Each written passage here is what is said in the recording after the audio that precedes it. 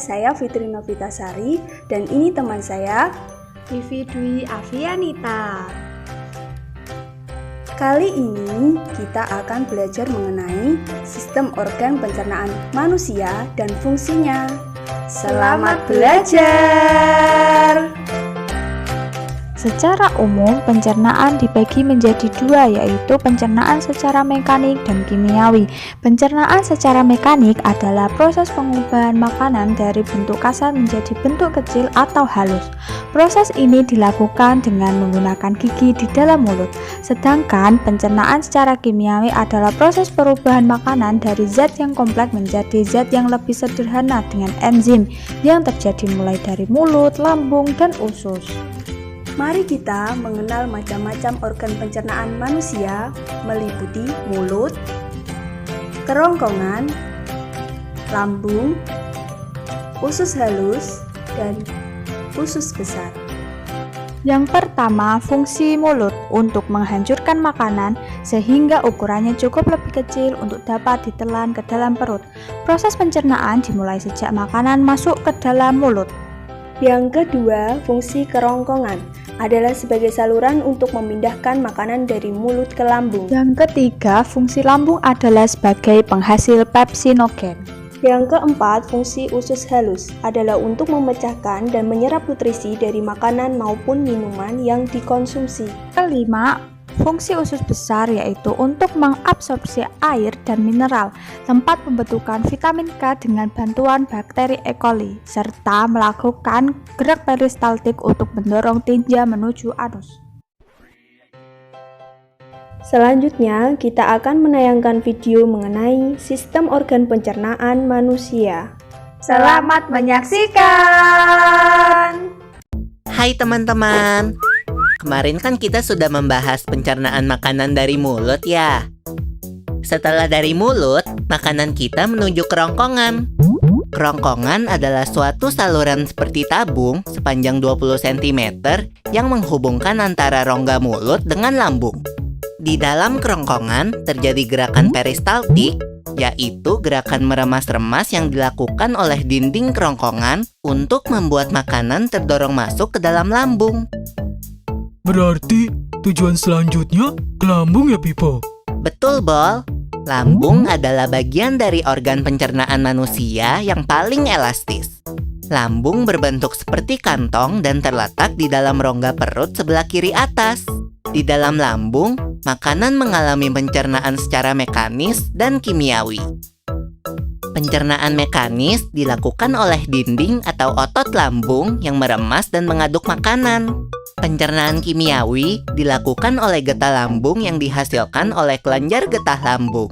Getah lambung mengandung enzim pepsin, enzim renin, dan asam klorida. Enzim pepsin berfungsi untuk memecah protein menjadi pepton. Enzim renin berfungsi untuk mengendapkan protein susu menjadi kasein.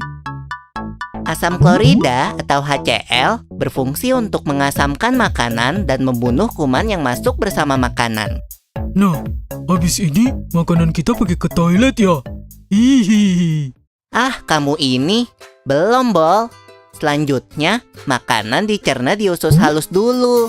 Usus halus merupakan usus terpanjang dalam saluran pencernaan, karena panjangnya mencapai 6 hingga 7 meter. Di dalam usus halus terdapat cairan khusus yang membantu penyempurnaan pencernaan makanan. Oh iya, usus halus terdiri dari 3 bagian, yaitu usus 12 jari, usus kosong, dan usus penyerapan. Apa aja ya fungsinya? Usus 12 jari atau disebut juga duodenum memiliki panjang kira-kira 25 cm. Usus 12 jari mencerna makanan dengan bantuan getah pankreas dan getah empedu. Getah pankreas dihasilkan oleh kelenjar pankreas. Getah pankreas mengandung enzim-enzim berikut. Enzim amilase berfungsi mengubah zat tepung atau amilum menjadi zat gula atau glukosa. Enzim tripsin berfungsi mengubah pepton menjadi asam amino. Enzim lipase berfungsi mengubah lemak menjadi asam lemak dan gliserol. Kalau getah empedu dihasilkan oleh hati dan disimpan dalam kantong empedu. Getah empedu berfungsi untuk mencerna lemak. Selanjutnya, usus kosong atau jejunum terletak di antara usus 12 jari dan usus penyerapan. Usus kosong memiliki panjang sekitar 2,5 meter dan berfungsi untuk mencerna makanan dari usus 12 jari. Terakhir adalah usus penyerapan yang merupakan tempat penyerapan sari-sari makanan. Di seluruh permukaan dindingnya terdapat ujung-ujung pembuluh darah yang menyerap sari-sari makanan. Kemudian, sari makanan diedarkan melalui aliran darah ke seluruh bagian tubuh. Jadi makanan yang kita makan kembali lagi ke dalam tubuh kita ya? Iya, Bol. Habis itu, sisa makanan yang dicerna masih berlanjut ke usus besar. Nah, usus besar berfungsi menyerap cairan, vitamin, dan mineral dari sisa-sisa makanan yang telah diserap oleh usus halus. Pada usus besar, terdapat bakteri yang berguna untuk tubuh bernama E. coli yang berfungsi untuk membantu proses pembusukan sisa makanan. Proses pembusukan sisa makanan akan menghasilkan kotoran atau feses yang kemudian dikeluarkan melalui anus. Oh gitu. Nah, gimana dengan mulus? Itu disebabkan oleh apa ya, Pipo? Organ terakhir yang bernama rektum adalah ujung muara dari usus besar yang berfungsi sebagai tempat penyimpanan feses sementara.